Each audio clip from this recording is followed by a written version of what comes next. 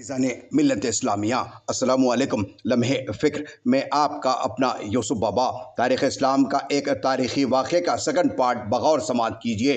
اسلام کی سربلندی کی خاطر قربانیاں دینے والی عظیم خواتین حضرت صفیہ رضی اللہ تعالی عنہا نہایت بہادر اور نڈر خاتون تھی۔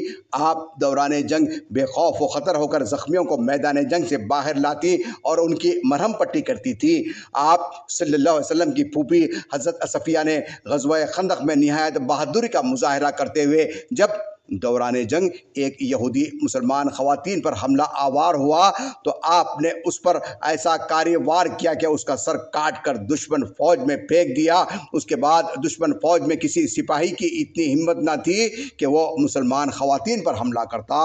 حضرت زینب رضی اللہ تعالی عنہ واقع کربلا جہاں نواس رسول امام علی مقام رضی اللہ تعالی عنہ کی قربانیوں کا مظہر ہے، وہیں دختر بطول سیدہ زینب رضی اللہ تعالی عنہ کے کامل کردار کی عظمتوں کا امین بھی ہے۔ بی بی زینب رضی اللہ تعالی عنہ ایک بلند کردار خاتون تھی۔ انہوں نے نہ صرف اپنے بیٹوں کی شہادت کا غم سہا بلکہ اپنے شیر جوان بھتیجوں شہزادے علی اکبر، شہزادے قاسم، معصوم علی اصغر، وفا بھائی حضرت عباس رضی اللہ تعالیٰ عنہ اور فخر انسانیت امام حسین رضی اللہ تعالیٰ عنہ کی شہادت کا غم سہ کر قربانیوں کی تاریخ میں تمام خواتین کے لیے واضح نمونہ عمل قائم کر دیا۔ واقع کربلا کے بعد حضرت زینب رضی اللہ تعالیٰ عنہ جب دمشق لے جائی گئی جہاں یزید کے دربار میں دیا گیا، ان کا خطبہ بہت مشہور ہے۔ حضرت ام عمارہ رضی اللہ تعالی عنہ ام عمارہ ایک مشہور صحابیہ تھی۔ غزوہ احد میں شریک تھی۔ جب تک مسلمان فتح آب رہے مشک میں پانی بھر کر لوگوں کو پلا رہی تھی، لیکن کفار مکہ نے مسلمانوں پر اچانک پیچھے سے حملہ کر دیا اور آپ صلی اللہ علیہ وسلم جب زخمی ہو گئے تو یہ افواہ پھیلا دی کہ نعوذ باللہ نبی کریم صلی اللہ علیہ وسلم شہید ہو گئے ہیں۔ تو اس انتہائی نازک صورتحال کے موقع پر حضرت ام عمارہ رضی اللہ تعالی عنہ نے آپ صلی اللہ علیہ وسلم کا دفاع کیا اور شمشیر زنی کا ناقابل فراموش مظاہرہ کیا۔ آپ نے جنگ یمامہ میں شرکت کی اور دشمن فوج کا بہادری کے ساتھ مقابلہ کیا۔ حضرت سمیہ بنت خطاب رضی اللہ تعالیٰ عنہ حضرت سمیہ رضی اللہ تعالیٰ عنہ درجہ شہادت پانے والی پہلی خاتون ہیں۔ جب آپ اپنے شوہر یاسر بن عامر اور اپنے بیٹے عمار بن یاسر کے ساتھ ایمان لائیں تو اس وقت اسلام کا ابتدائی مصائب و آلام کا دور تھا۔ آپ کا تعلق غلام خاندان سے تھا، جس کی وجہ سے دوسروں کی نسبت آپ کو کفار کے زیادہ غیظ و غضب کا سامنا کرنا پڑا۔ آپ کو اور آپ کے شوہر یاسر کو لوہے کے زرائیں پہنا کر مکے کی تپتی ریت پر لٹانا، سینے پر بھاری پتھر رکھنا، پشت کو آگ کے انگاروں سے داغنا کفار کا معمول تھا۔ آپ کے پیچھے شریر بچوں کو لگا دیا جاتا تھا جو آپ کو پتھر مارا کرتے تھے۔ ان تمام مصیبتوں کو سہنے کے باوجود آپ کے جذب ایمان میں ذرہ برابر بھی لرزش پیدا نہ ہوئی۔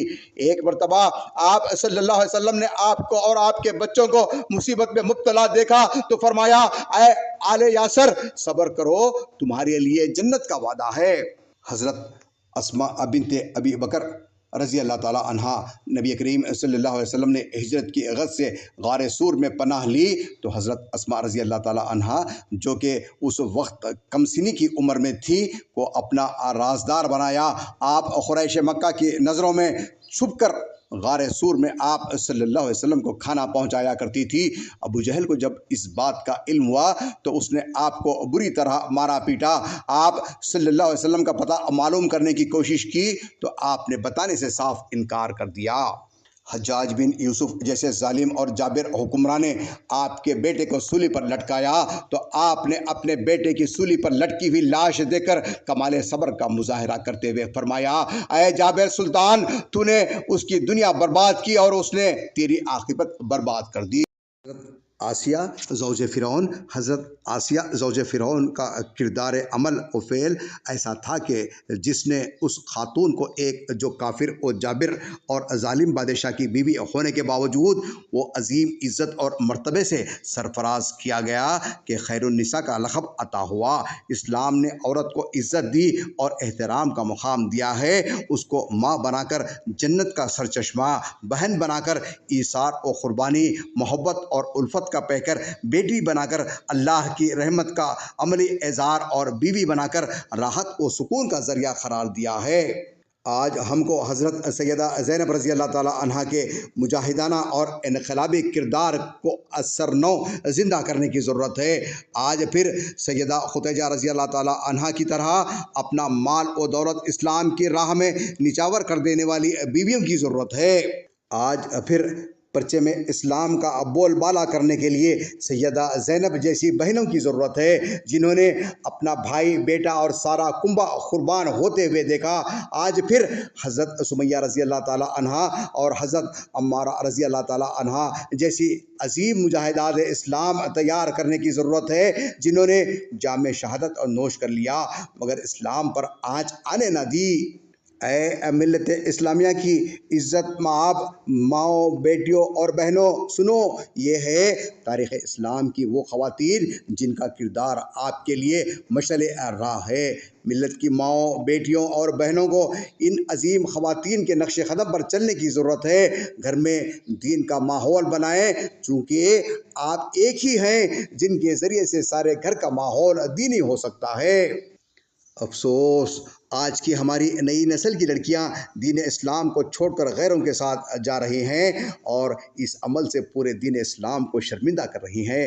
جاگو اور تاریخ اسلام کا مطالعہ کرو اور اپنی زندگی میں نیکی اور تقوی پیدا کرو۔ کافروں کے ساتھ زندگی گزارنے کا دنیا میں بھی برا حشر ہوگا اور آخرت میں دردناک عذاب۔